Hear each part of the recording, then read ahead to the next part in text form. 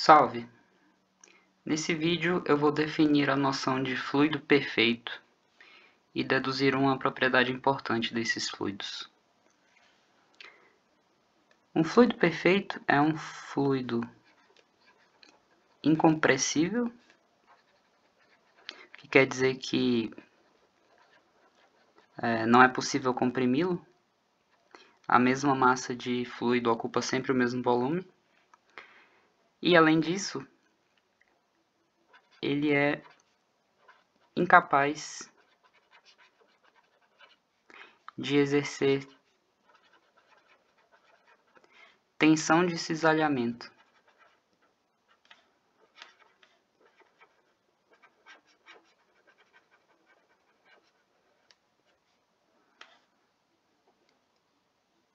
E para explicar essa segunda parte da definição, que fala de tensão de cisalhamento, eu preciso falar um pouco sobre tensão em geral. Então, todo meio material ele tem forças internas. A maneira de definir essas forças internas é realizando seções imaginárias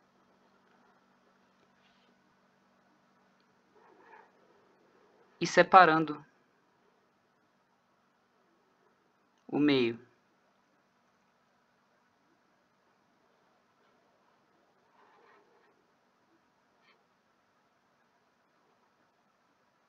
Então, essas duas partes, elas estavam ligadas por algum tipo de força interna.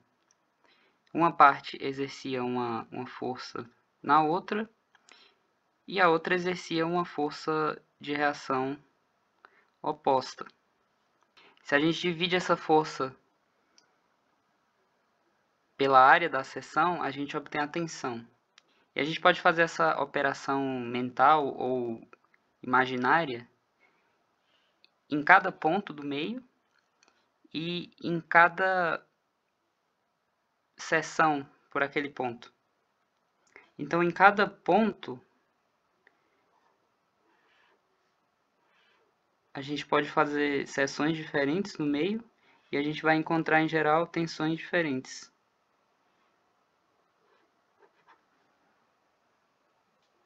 E essas tensões, elas não precisam ser perpendiculares à seção a qual elas pertencem. A tensão de cisalhamento é justamente a componente tangencial da tensão, ou seja, a componente da tensão que está no mesmo plano da seção.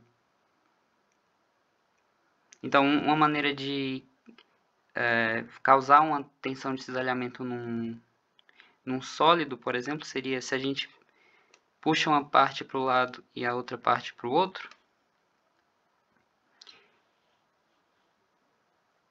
Isso criaria uma tensão de cisalhamento nas seções paralelas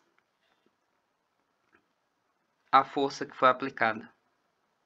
E se a força não for muito grande, o sólido vai continuar intacto. Justamente porque ele resiste a essa tensão e não cede. A coisa já é bem diferente, então, com um fluido perfeito, porque se a gente dividir o fluido em camadas, por exemplo,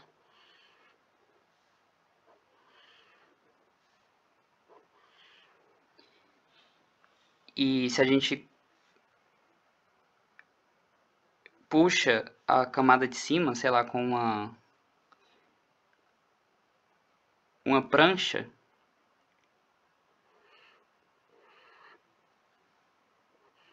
a prancha vai levar a camada de cima, mas a camada de cima não vai puxar as outras camadas. Agora, a gente pode lidar com essas tensões de uma maneira sistemática se a gente dividir o fluido ou o meio material em geral em células infinitesimais. Essas células podem ser paralelepípedos, por exemplo. Então aqui eu peguei uma dessas células, os lados dela são dx, dy e dz. E em cada parede dessa célula, a gente tem uma tensão correspondente. Eu vou desenhar essas tensões em cada parede decompostas segundo os eixos cartesianos x, y e z.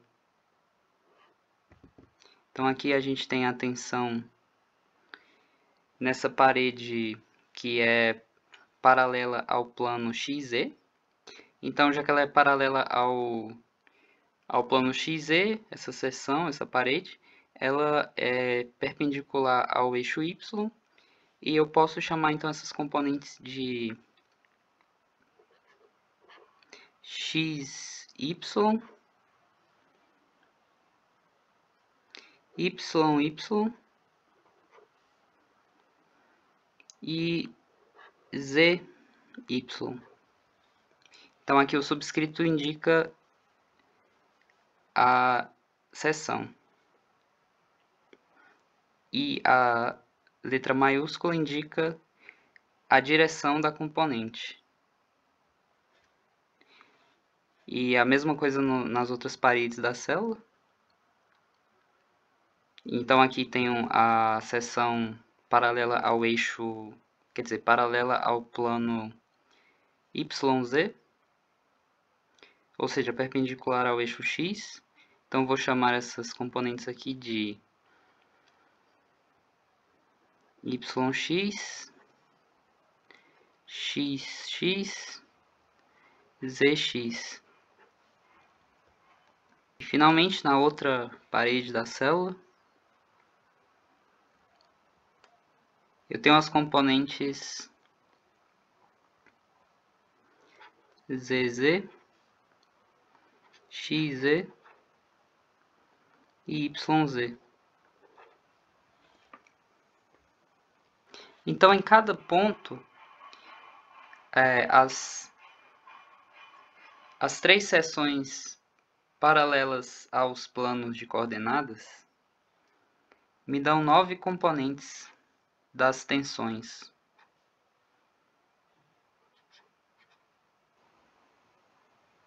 Com essas 9 componentes, eu posso descrever, por exemplo, a força resultante, a força interna resultante ao qual cada célula está submetida. Quer dizer, se a gente considera essa parede da frente aqui, por exemplo, nela tem uma força perpendicular, que é YY, mas do outro lado também tem uma componente da tensão, que é YY. E elas, em geral, não são iguais, porque elas estão em pontos diferentes. Mas como a célula é infinitesimal, eu posso escrever as diferenças entre as componentes das tensões em termos das suas derivadas. Então, se eu olho esse paralelepípedo de cima, por exemplo, e eu estou me concentrando aqui nessas duas paredes opostas perpendiculares ao eixo X, e o meu ponto de referência vai ser o centro do paralelepípedo. Então essas componentes da tensão, elas se referem ao centro do paralelepípedo. Do centro dessas paredes para o centro do paralelepípedo, como a distância entre as paredes é nesse caso aqui é de dy, para cada uma parede a distância vai ser metade de dy.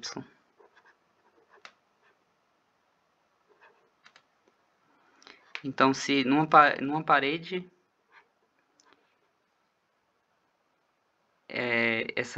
a componente da tensão perpendicular vai ser YY mais derivada parcial de YY com relação a Y vezes metade de dy. E na outra vai ser menos.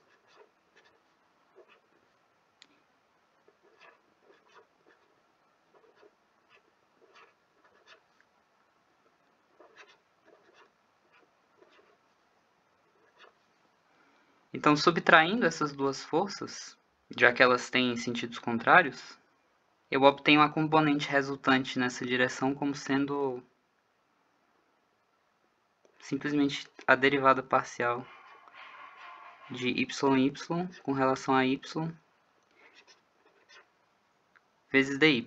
Mas é claro que isso é a tensão, né? Mas como para obter a força eu preciso multiplicar pela área. E a área dessas paredes aqui, no caso, é dx dz. Mas essa aqui ainda não é a força resultante na direção do eixo y, porque tem outras forças em geral agindo, tem outras componentes que são as componentes tangenciais, no caso yx, yz,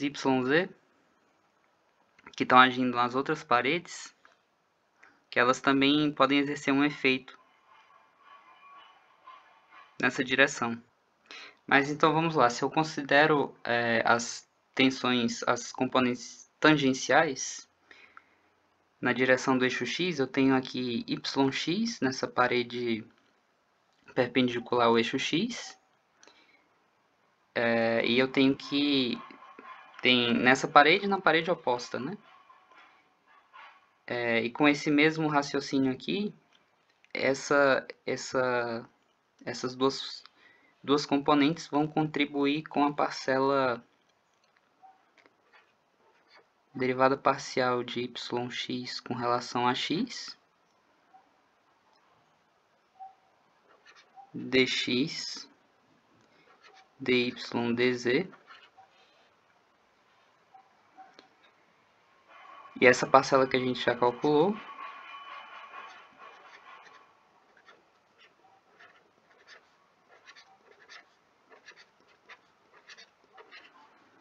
E também tem a contribuição da componente YZ, que está aqui nessas paredes de baixo e de cima, no teto e no chão, digamos assim.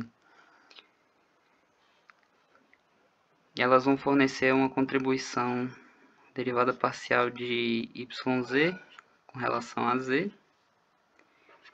dz, dx, dy.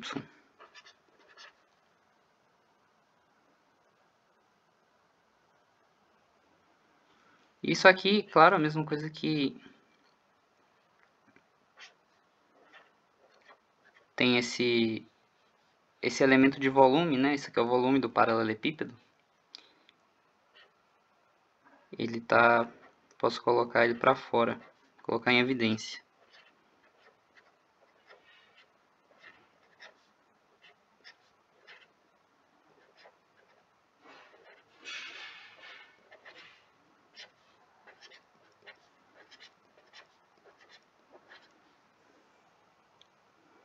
Do mesmo jeito, as expressões para as componentes da força resultante na célula, no paralelepípedo.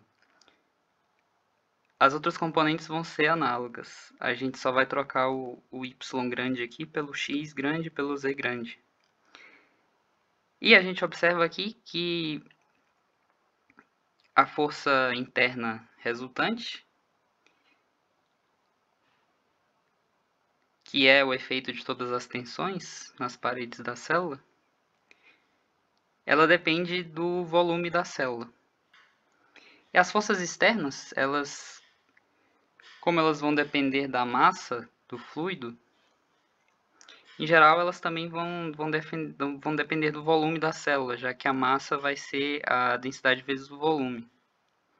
Então isso aqui foi para indicar mais ou menos como o conhecimento dessas tensões nas seções paralelas aos planos de coordenadas é suficiente, o conhecimento dessas tensões é suficiente para determinar a força interna resultante em cada célula. Mas alguém poderia dizer que o formato dessas células é bem arbitrário, né? Porque que a gente não precisaria dividir necessariamente o fluido em paralelepípedos. Mas então agora eu vou mostrar para vocês que o conhecimento das tensões nessas três direções, nessas três seções paralelas aos planos de coordenadas, ela é suficiente para determinar a tensão em qualquer seção. Então, para saber qual é a tensão em qualquer seção, a gente pode considerar um tetraedro, três faces do qual vão continuar sendo paralelos aos planos de coordenadas, e a outra face sendo a seção arbitrária, na qual a gente quer saber a tensão. Então aqui novamente nesse tetraedro eu tenho os lados dx, dy e dz. Bom, e para descobrir qual é a tensão nessa face oblíqua, o que a gente vai fazer é examinar a força resultante no tetraedro. Mas para isso a gente precisa saber a relação entre as áreas das faces. Bom, no caso a gente já sabe as áreas das faces paralelas aos planos de coordenadas, porque são triângulos retângulos, né? Então, essa face de baixo é metade de dx dy, a área. Essa outra face, metade de dx dz. E a outra metade de dy dz. Então, o que falta é a gente saber a área da face oblíqua, que a gente pode chamar de ds. E a gente pode também fixar essa face oblíqua determinando que o seu vetor normal tenha componentes L, M, N.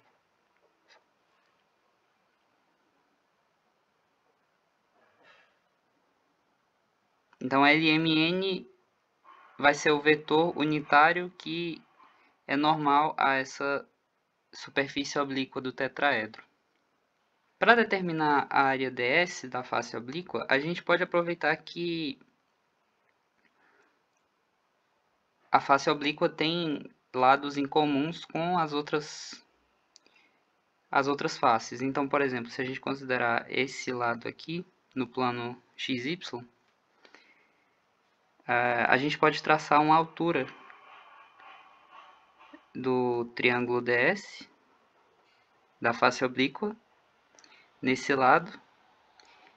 E a gente pode traçar também uma altura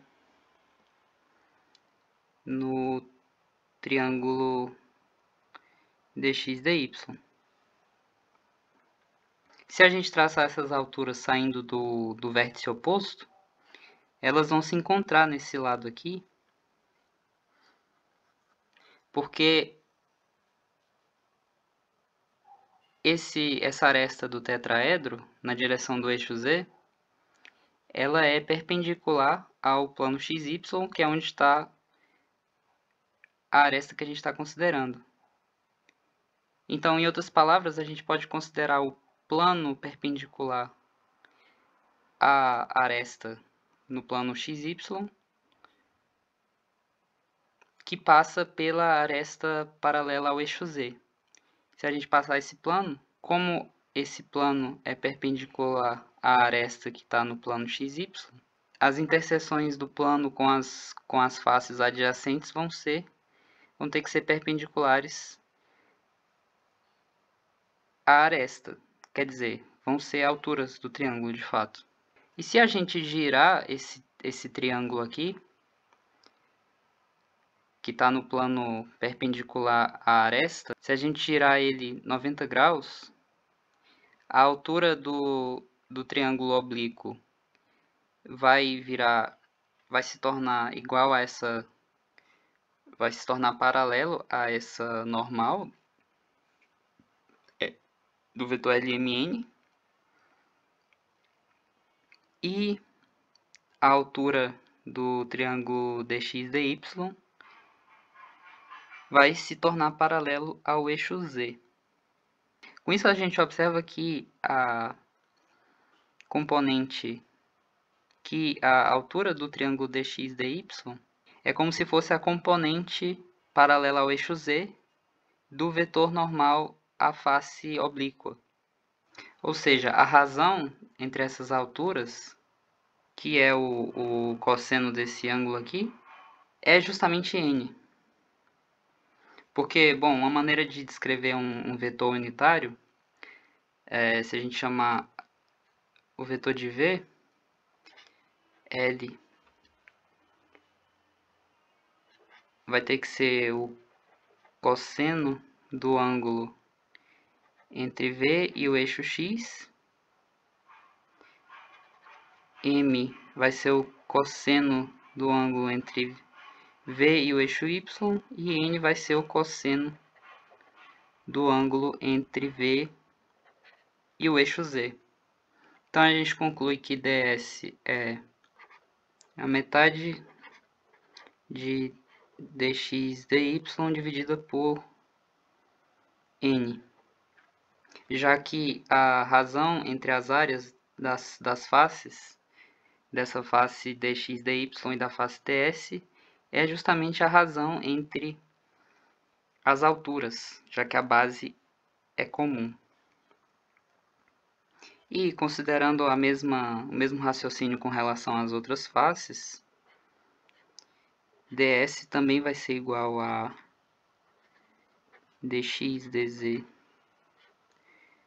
sobre 2m e vai ser igual a dy/dz sobre 2l. Então agora a gente pode, sabendo a área da face oblíqua, a gente pode calcular a força resultante no tetraedro. Então, vejamos a componente paralela ao eixo X dessa força resultante. Nessa face dy/dz,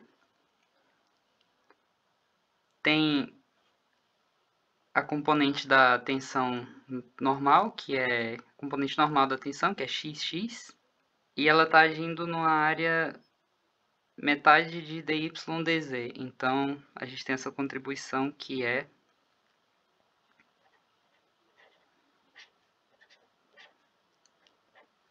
metade de xx dy/dz. Essa outra face, dx/dz, tem uma componente tangencial, que é xy, e então essa face está dando uma contribuição metade de xy dx/dz.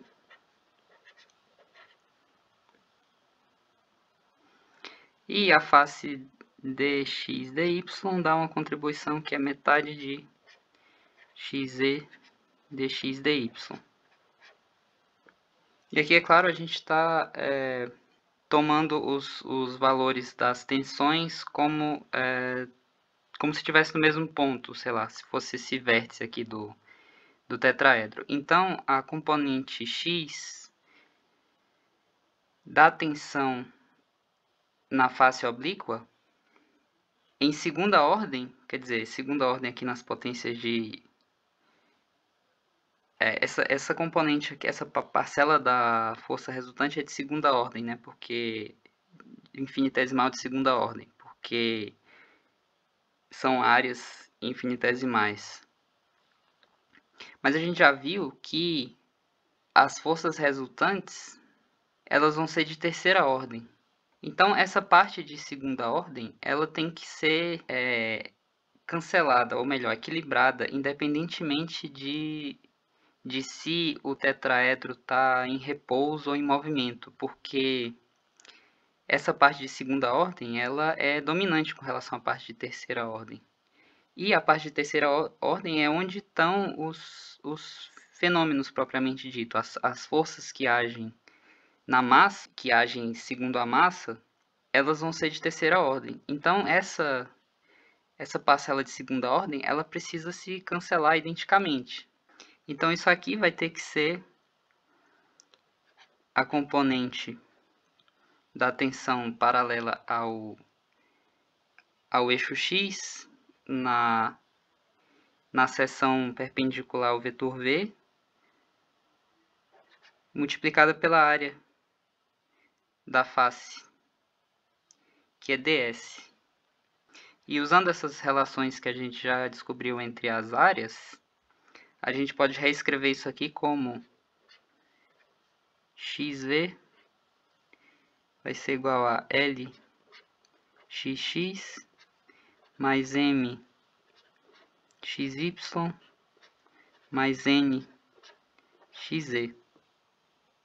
E, analogamente, yv, a componente da tensão na seção perpendicular ao vetor v, a componente paralela ao eixo y vai ser lyx mais m yy mais n yz. E zv vai ser lzx mais m zy mais n zz. Então, com isso, a gente determinou a tensão em geral. A partir das tensões agindo em seções paralelas aos planos de coordenadas, a gente deduziu a tensão em qualquer seção. Agora, voltando aos fluidos perfeitos, então, os fluidos perfeitos são incapazes de exercer tensão de cisalhamento. Então, em particular, essas componentes aqui das tensões paralelas aos planos de coordenadas, elas são nulas. As únicas tensões que podem existir são essas tensões normais. E, além disso, na verdade, essas tensões, elas só podem ser pressões. Quer dizer, elas são para dentro das células. O fluido só pode empurrar a si mesmo, ele não pode puxar a si mesmo. Mas aí, então, ainda tem uma propriedade importante dos fluidos perfeitos que eu vou mostrar, que é a seguinte. Num fluido perfeito,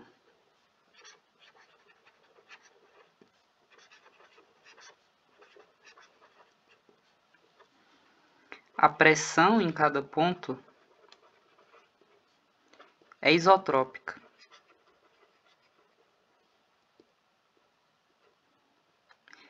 Quer dizer, a pressão associada a seções diferentes vai ter a mesma magnitude.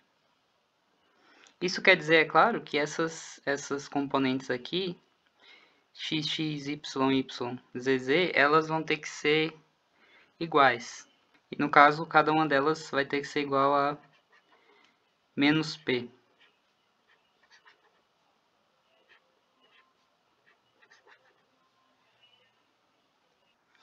Então, para demonstrar, por exemplo, que x é igual a y, a gente vai considerar um prisma, onde duas faces são paralelas aos planos xz e yz. Ou seja, onde duas faces são perpendiculares ao eixo x e ao eixo y. Se a gente olhar esse prisma de cima, a gente vai ver algo assim.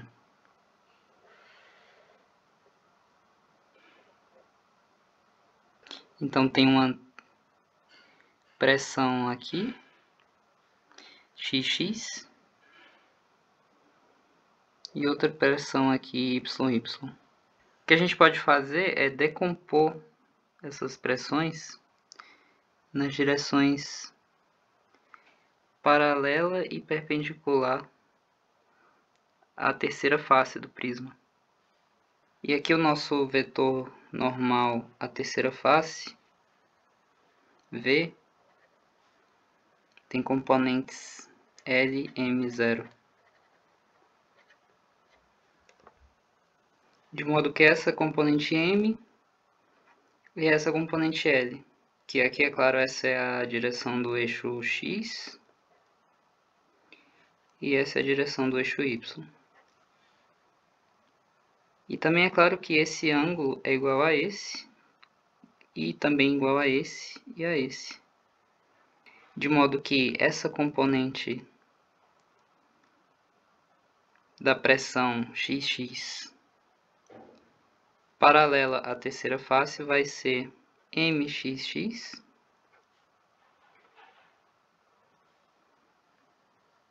e essa outra aqui vai ser LYY. Mas a gente já sabe que na terceira face a tensão vai ser composta de LXX na direção X e MYY na direção Y. Mas a gente pode, é claro, resolver essas parcelas nas componentes paralelas e perpendiculares à terceira face. Mas então, se a gente olha as componentes paralelas, elas vão ser LM, componente paralela da tensão na terceira face vai ser LMXX menos LMYY. Mas isso aqui tem que ser igual a zero, claro. Porque não pode ter tensão de cisalhamento. Ou seja, não pode ter nenhuma componente paralela à seção. Mas então daqui a gente conclui que XX igual a YY. E analogamente com os outros, a gente pode fazer o mesmo raciocínio para os outros pares. Então a gente vai concluir que todas as componentes normais são iguais. E a proposição está demonstrada.